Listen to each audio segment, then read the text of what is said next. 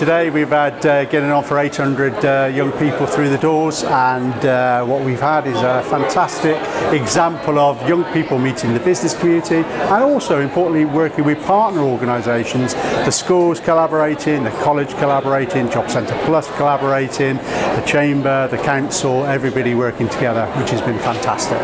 We're engaging with the young people today by encouraging them to register on the Find an Apprenticeship website so they can find out about all the different sort of careers you can have starting life as an apprentice. And we're using iPads as well as desktop computers really to roam around and get young people to register today, and then they can go home, activate their account, and then at their own time they can find out more about careers available for them. I think it's important that we recognise the fact that the island does need to have skills in order that it can grow the economy, and today's a great opportunity for young people to see the sorts of opportunities there are there and what they need to do to be able to access some of the opportunities that are out there.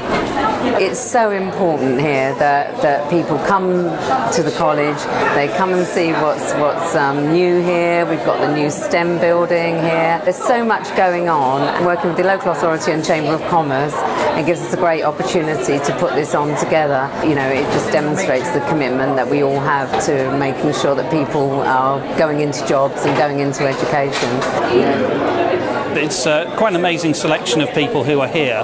I'm particularly pleased to see such a large number of universities. I think we've got over 12 universities represented, from Oxford to Aberystwyth to our closer partners Southampton Solent, Southampton Portsmouth, and that's really good because that shows not just careers but educational opportunities as well that can really broaden someone's horizons in terms of what they can do with their life following school. We've got a small economy, and quite often in economies people can actually work against each other. I think with funding cuts and with the pressure that exists on economies, it's massively important that we work together now. The only way to do stuff is to work together, and working with the next generation is so important that we've got to do that right.